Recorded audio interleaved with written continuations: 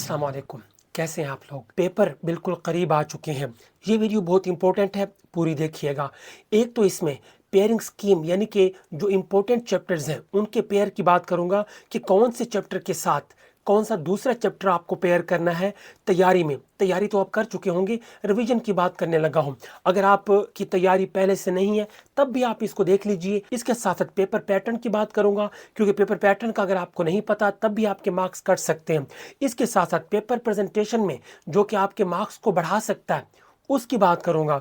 इसके साथ साथ जो ग्रामर है, जो कि जिसमें आपकी काफ़ी सारी ऑब्जेक्टिव आ जाती है, उनमें जो इंपॉर्टेंट ग्रामर है उसकी बात करूंगा। Active voice, passive voice, direct and indirect में अब इसमें जो फॉर्मूला है इनको इजीली पेपर में हल करने का, उनकी बात करूंगा। सो बहुत इंपॉर्टेंट वीडियो है। चलिए शुरू करते हैं। और वीडियो शुरू करने से पहले अगर आप पहली बार इस चैनल को विजिट कर रहे हैं तो इस चैनल को सब्सक्राइब लाजमी कर दीजिए। अगर आप इसे सब्सक्राइब कर लेंगे तो आपको इससे फ़ायदा होगा, नुकसान कभी नहीं होने वाला। और इस वीडियो को लाजमी शेयर कर दीजिए, क्योंकि बहुत सारे स्टूडेंट्स को नहीं पता, पेपर प्रेजेंटेशन का नहीं पता, कुछ इंपॉर्टेंट चैप्टर्स का नहीं पता। इस वीडियो से उनका फ़ायदा हो जाएगा। सो चलते हैं, शुरू करते हैं। सबसे पहली बात करने लगा हूं जो आपका पेपर पैटर्न होगा कि कितने मार्क्स का आपका पेपर होगा। आपको इस चीज़ का पता होना लाजमी है। आपका पूरा पेपर 75 मार्क्स का होगा, टोटल 75 मार्क्स होंगे। अब इसके दो पार्ट्स होंगे, एक आपका ऑब्जेक्टिव होगा, दूसरा जो है सब्जेक्टिव। ऑब्जेक्टिव के टोटल 19 मार्क्स होंगे, जबकि सब्जेक्टिव के 56 मार्क्स आपको दिए जाएंगे। उसी के मुताबिक आपको हल करना है। ऑब्जेक्टिव में एमसीक्यूज किस तरह के होंगे और कहां कहां से मार्क्स या फिर कहां कहां से आपको क्वेश्चंस दिए जाएंगे, क्योंकि ये भी आपको पता होना चाहिए कि कहां से क्वेश्चन आएगा ताकि आप वहीं से रिवाइज करें।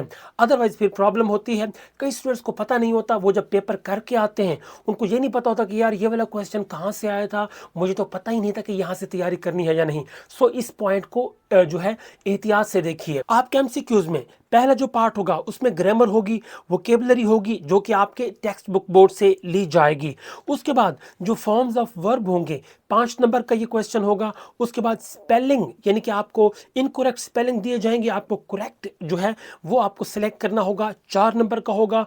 उसके साथ साथ सिनोनिम्स या फिर एंटोनिम्स, ये भी 5 नंबर का क्वेश्चन होगा।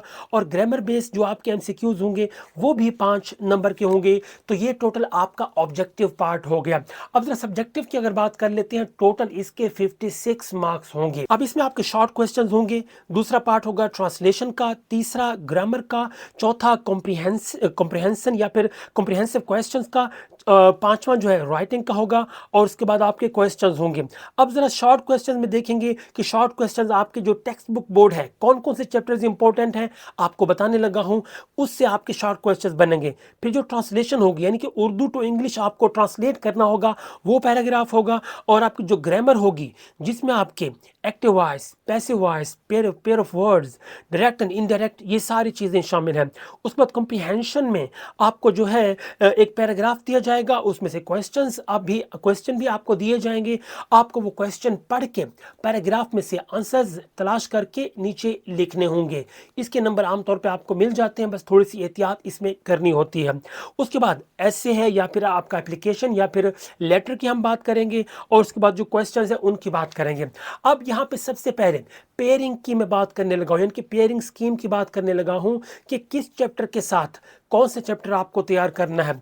कई बार स्टूडेंट्स क्या करते हैं, रैंडम तैयारी करते हैं, यानी कि पहला चैप्टर तैयार कर लिया, उसके बाद तीसरा तैयार कर लिया, जो जो उनको आसान लगते हैं वो तैयार कर लेते हैं। लेकिन बेहतर ये है कि आप पेयरिंग स्कीम के मुताबिक तैयारी करें। मैं आपको पेयर बताने लगा हूँ कि कौन से चैप्टर के साथ पेयर है। एक चैप्टर को अगर आप तैयार कर रहे हैं तो उसके दूसरे पेयर को लाजमी तैयार करना होगा। अब जैसे कि अगर पेयर 1 की मैं बात करूं, इसमें आपका पहला चैप्टर होगा, यानी कि पहला चैप्टर में जो आपका है वो है हजरत मोहम्मद सल्लल्लाहु अलैहि वसल्लम as an embodiment of justice. ये पहला चैप्टर है। इसके साथ आपको मिलाना है दूसरा चैप्टर जो है वो है ट्राई अगेन का, यानी अगर आप पहला चैप्टर कर रहे हैं तो दूसरा जो ट्राई अगेन वाला चैप्टर है इसको लाजमी करें, ये पेयर होगा। उसके बाद अगर दूसरे पेयर की बात करें, उसमें एक चैप्टर तो फर्स्ट एड है, दूसरा जो है टेलीविजन एंड न्यूज़पेपर है। इनका अगर आप फर्स्ट एड वाला चैप्टर कर रहे हैं तो उसके साथ टेलीविजन एंड न्यूज़पेपर वाला चैप्टर लाजमी कीजिए, वरना आपका जो क्वेश्चन है वो अधूरा रह जाएगा। तीसरे पेयर की बात करने लगे हैं। इसमें एक तो पोइम है, पीस, और इसके साथ जो चैप्टर है वो अ वर्ल्ड विदाउट बुक्स शामिल किया गया है। इन दोनों को आपने एक साथ तैयार कर लेना है। अब नेक्स्ट जो पेयर है उसमें जो है एक चैप्टर है फेथफुलनेस। अगर आप ये फेथफुलनेस वाला चैप्टर कर रहे हैं तो इसके साथ आपको जो भी रिमेनिंग चैप्टर है वो लाजमी करना होगा। तो इसी के मुताबिक आपको, आपकी तैयारी तो हो चुकी होगी, इसी के मुताबिक आप इसको रिवाइज कर लें ताकि आपको पता हो कि कौन सा क्वेश्चन किस चैप्टर से आएगा और पेपर हल करने में आपको काफ़ी ज़्यादा आसानी होती है। कुछ इंपॉर्टेंट पेयर ऑफ वर्ड्स आपको बताने लगा हूँ जो कि कई बार आ चुके हैं, इस बार भी चांसेस हैं। तो अगर आपके पेपर में पेयर ऑफ वर्ड्स शामिल हैं, यानी कि अगर आपके सिलेबस में पेयर ऑफ वर्ड्स शामिल हैं, तो इनको लाजमी देख लीजिएगा। अब इसमें पहला जो है वो है बेयर, यानी कि BARE बेयर, और दूसरा जो है BEAR बेयर, ये वाला देख लीजिए। दूसरा जो है इसमें प्रिंसिपल, यानी कि जिसमें एंड पे CIPLE है, और दूसरा जो है CIPAL, ये आपको देख लेना है। तीसरा जो आपको देखना है वो साइट वाला है, जिसमें CITE साइट, और दूसरा जो है SIGHT साइट, और तीसरा जो है SITE साइट। इनको आपने देख लेना है। ये वो हैं जो कि हर साल आमतौर पे रिपीट किए जाते हैं, वैसे आपको तैयार होंगे, इनको आपने लाजमी देख लेना है। उसके बाद एक्टिव वॉइस पैसिव वॉइस के रूल्स की बात करने लगा हूँ, क्योंकि बाज़ औक़ात आप रूल भूल जाते हैं जिसकी वजह से सिंपल से एक्टिव वॉइस को आप पैसिव वॉइस में चेंज नहीं कर सकते। आप अच्छे तरीके से जानते हैं। मैं थोड़ा सा रूल आपको बता देता हूँ, थोड़ा सा जो इसकी फॉर्मेशन है, जो बनावट है, वो आपको बता देता हूँ ताकि आपको जो है इसका पैसिव वॉइस अगर आपको तैयार नहीं भी है तब भी आपको लिखने में आसानी हो। अब एक्टिव वॉइस एक सिंपल सा सेंटेंस है, जैसे कि he goes to school, he is eating. एक सिंपल सा सेंटेंस होता है जिसमें आप जानते हैं कि इसमें पहले सब्जेक्ट होता है, उसके बाद वर्ब होता है, एंड पे जो है ऑब्जेक्टिव या फिर ऑब्जेक्ट लगा दिया जाता है। और आपको पता होगा कि इसमें पहली, दूसरी, तीसरी कोई भी फॉर्म यूज हो सकती है। एक्टिव वॉइस जो कि एक सिंपल सा सेंटेंस होता है। अब पैसिव वॉइस का जो आपको जो फॉर्मेशन है वो आपको बताने लगा हूँ। अब पैसिव वॉइस में बिल्कुल सिंपल है, जो ऑब्जेक्टिव होता है उसको आप स्टार्टिंग में लिख देते हैं, उसके बाद जो भी हेल्पिंग वर्ब है, is, are, am, was, were, had, has, जो भी है वो लगा दीजिएगा। और आपको पता होना चाहिए कि पैसिव वॉइस में हमेशा third form of verb use होगी। उसके बाद बाय लगा देंगे और फिर उसमें सब्जेक्ट को एंड पे लिख दिया जाता है, यानी कि उसको जो एक्टिव वॉइस को अगर आप उलट करके लिखते हैं तो उसको जो है वो पैसिव वॉइस कहते हैं। जो रूल जो है मैंने आपको बता दिया है, ये फॉर्मेशन है, ये फार्मूला आप याद कर लें। आपको इंशाअल्लाह ताला अगर जो नहीं पढ़े हुए तो आपको इजीली आप उसको जो है वो सॉल्व करके आ सकते हैं। एसेस की बात करने लगा हूँ। वो एसेस हैं जिनके आने के चांसेस बहुत ज़्यादा हैं। अगर आपने तैयारी कर रखी है तब भी आप देख लें, अगर आपने नहीं तैयारी करी फिर तो आप लाजमी देख लीजिए। सबसे पहला माई हीरो, पहला जो आपने ऐसे है, या फिर कायद आज़म, या फिर माय फेवरेट हीरो, इसको आपने देख लेना है। दूसरा इंपॉर्टेंट है uses and abuses of mobile phones, ये आपने लाजमी देख लेना है, क्योंकि ये आजकल के जो जदीद दौर के मुताबिक ये जो है ऐसे जो है बनता है, तो आप इसको लाजमी देख लीजिएगा। अब इसके बाद जो है माय कंट्री, इसको भी आप लाजमी देख लीजिएगा। फिर उसके बाद जो है इंपॉर्टेंस ऑफ एजुकेशन, इसको भी आप लाजमी देख लीजिएगा।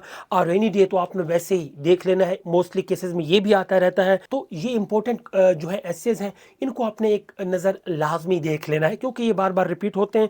तो इस साल भी चांसेस हैं कि इनमें से कोई एक लाजमी आएगा। एप्लीकेशंस की अगर बात करें, एप्लीकेशन जो है दो तो हर साल जिसके चांसेस ज़्यादा होती हैं।